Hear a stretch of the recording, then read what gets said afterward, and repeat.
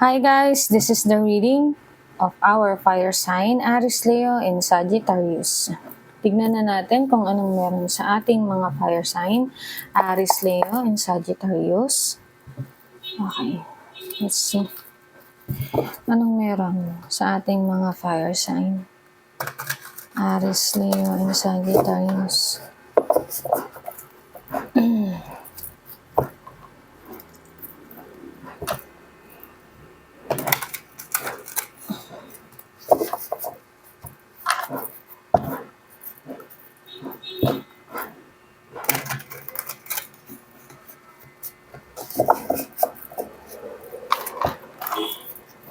Okay.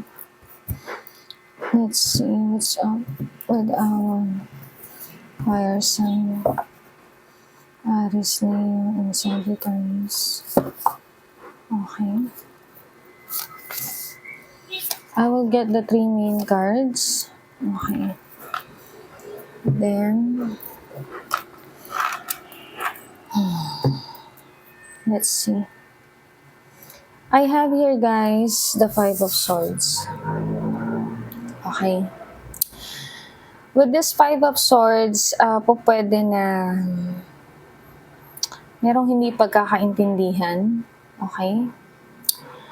May nangyayari ngayon sa flow ng buhay mo na hindi pagkakaintindihan, may away, may sagutan, okay? Posible din na merong nagdidikta, ganyan, merong nanunulsol, okay? Meron din ako nakikitang dugo, okay? Ayan, oh. Parang possible din na parang muntikan ng magkapisikalan o nagkapisikalan na, okay? Kasi ang 5 of Swords, this is telling me that may away, may conversation, may hindi pagkakaintindihan, may pagkakagulo, okay? May pagtatalo, may sumbatan, may murahan, okay? And then I am seeing here also the 2 of Swords, yan. Kasi parang merong kumokontrol sa'yo. Okay? Merong dahilan kung bakit nandito yung 2 of Swords para magbulag-bulagan. Ayan, oh. Kita nyo, guys? Para kasing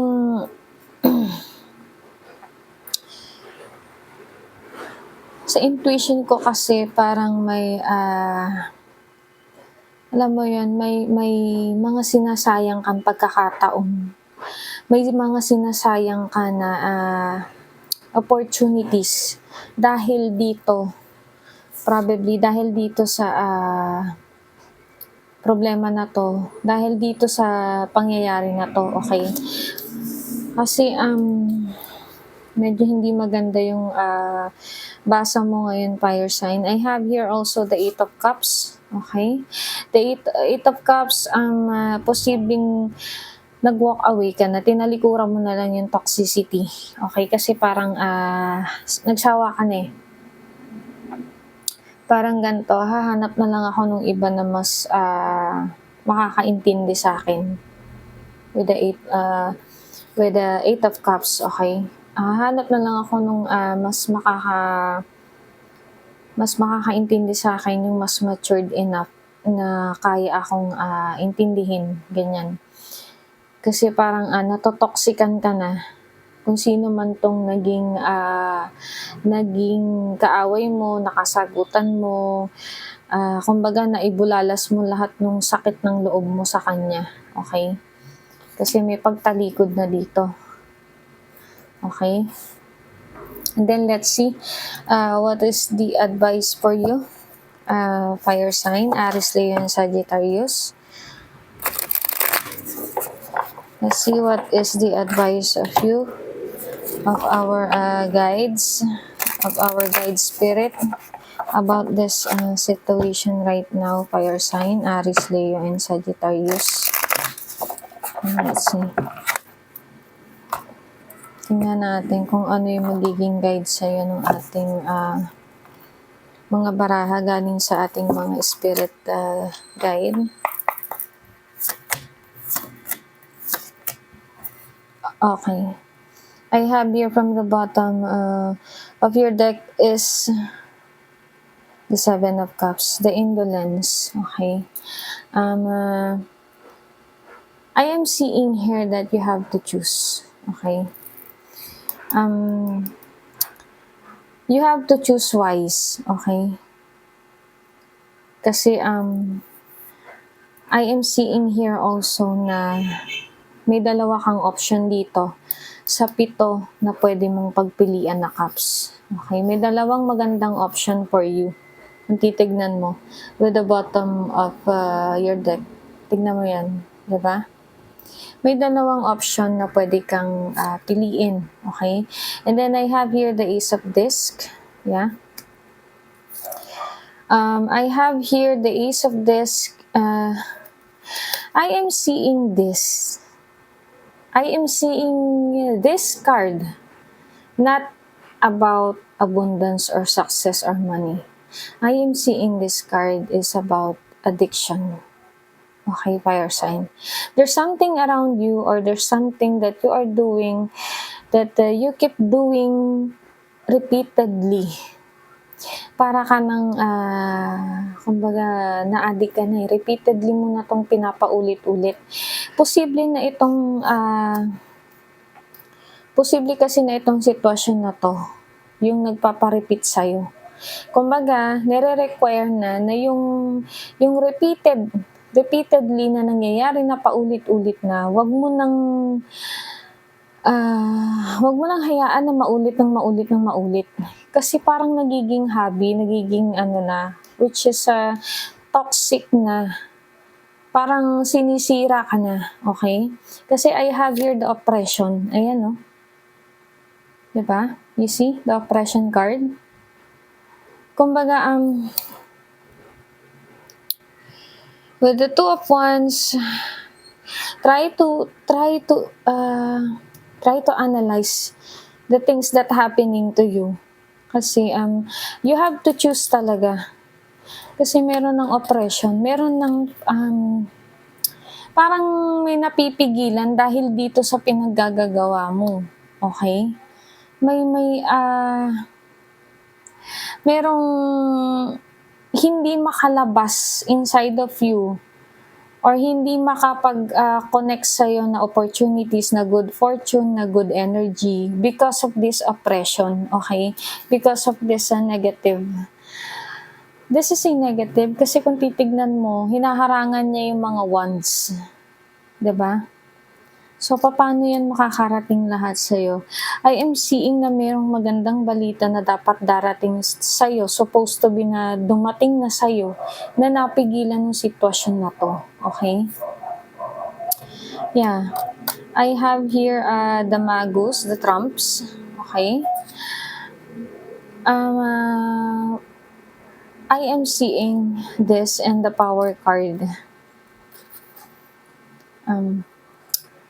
There's something na darating sa'yo na magandang biyaya. Okay? I am seeing also the four of Pentacles. Okay? When I am seeing this, you have the power to control it. Although kaya mo naman, hindi mo ginagawa. Okay? Parang hinahayaan mo na lang kasi. Kaya mo naman eh. Kaya mong iwasan, kaya mong ituwid yung mga mali na nakagawian mo na. Okay? Then I have here for your advice, fire sign. I have here is the Gain, Knights of Cups, and the Hierophant. Yeah. You have to do you have to gain strength. You have to do this in a traditional way. When I say traditional way, you have to do some meditation, some soul searching, soul purpose, ganyan. Okay? Kailangan mong malaman kung ano ba talaga yung gusto mo. Saan ka naka-align? Ano ba talaga yung mga alam mo yun, yung gustong-gusto talaga ng puso mo na gawin. Ha? Kasi I have here also the Knights of Cups. The Knights of Cups is a offering you. Okay? Kung titignan mo, may crab.